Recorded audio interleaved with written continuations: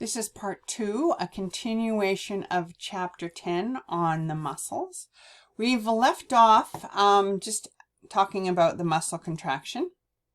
When we look at things that can control the strength of a muscle contraction, the strength can be controlled by frequency. Oops. So the more you contract, or the more often you contract, the better the strength. So the nervous system responds to various demands placed on muscles in two ways, altering the frequency and altering the intensity of the stimulus. Now realize muscles are an all or none stimulus. So in order to get more what's called recruitment, more nerves will stimulate more muscle fibers. If you increase the frequency of the stimulus, you will alter the contraction strength. So increasing the frequency increases the strength. So it says here, when the muscle contracts several times in a row, the last contraction will be stronger than the first contraction. What happens when the stimuli comes quickly, the sarcoplasmic reticulum don't have time to completely reabsorb the calcium ions that were previously released. The increased contraction and increased concentration of calcium leads to more forceful contractions. Okay, so it has to do again with the calcium. Then if it goes to a certain time contraction, you will end up with what's called an incomplete traction or incomplete tetanus.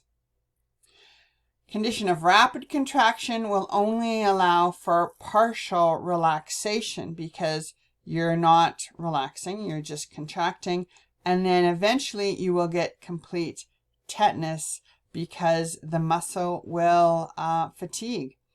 So if it can't relax in between stimuli, the twitch will be one prolonged contraction called tetanus. Okay, and don't confuse complete tetanus with the disease tetanus, which we don't want you to go in, but it's that's why you get a tetanus shot.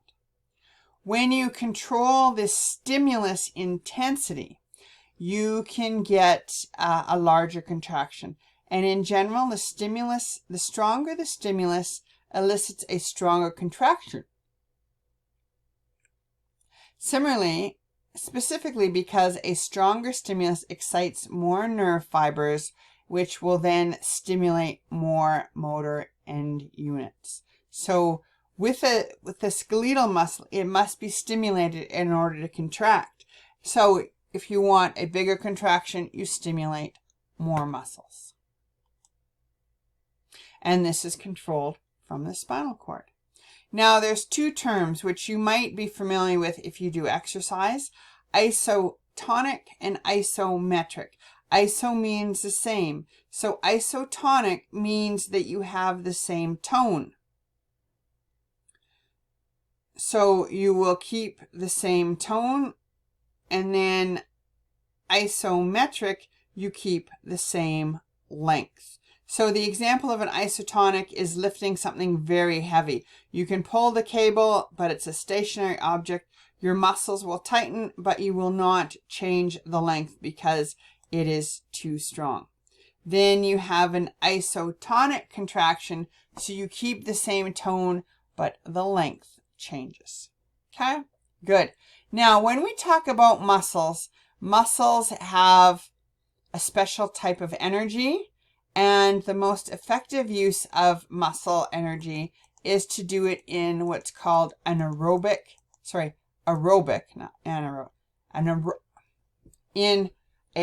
aerobic respiration situation.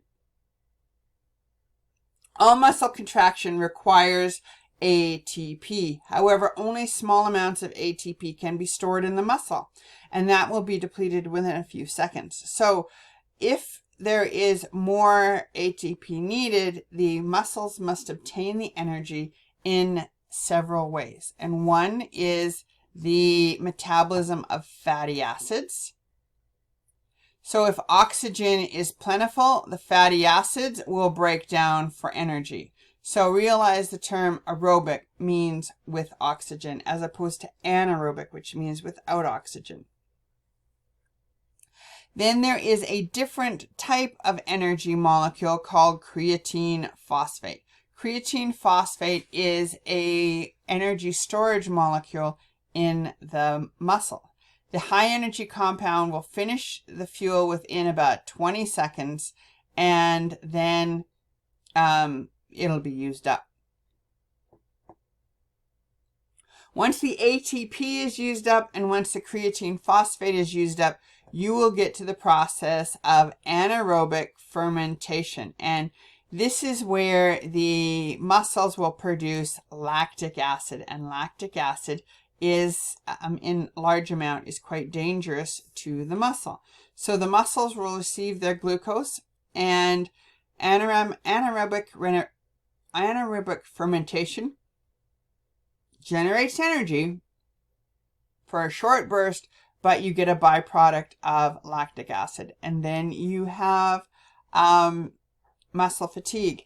Now, after exercising, you will continue to breathe, and this breathing and high heart rate and high respiratory rate will take and get oxygen back into your tissues, and that will convert the lactic acid back to what's called pyruvate. And then pyruvate will then go into the Krebs cycle and the electron transport chain, and it will get rid of the lactic acid and go and produce ATP. So that is the how muscles metabolize. Now, we are going to look at, first off, form.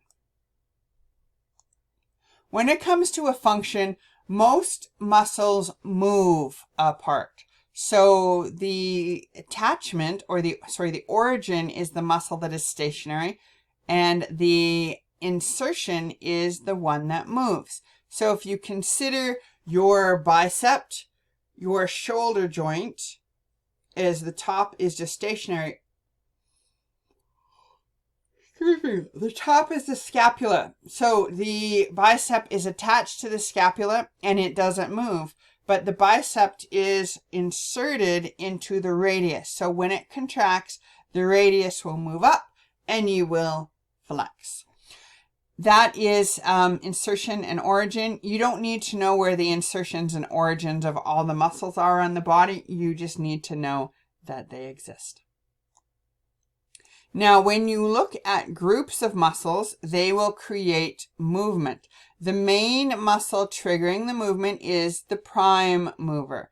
The ones that assist are synergists, and the ones that go against are antagonists. And the perfect example of an antagonist is the tricep. So the bicep will close the angle. The opposite activity is from the triceps. Oh, excuse me. Good. Good. These are the superficial muscles that you'll be tested on. They're on page 162 and 163. And I will then, at the end of this, there is a video. And instead of going through and talking through the video with you, I will just put it as an attachment, a video on Blackboard. And so please go through and decide how these muscles are named.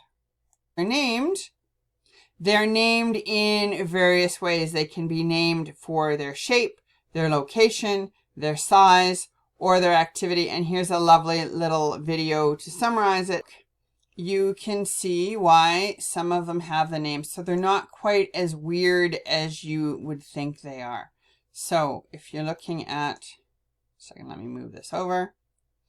So the pectoralis major is the large pectoral one. The minor is underneath, so we're not going to look at that one. The external oblique goes sideways and they're outside. The internal oblique goes sideways and they're inside. The rectus abdominis is the straight muscle. Okay.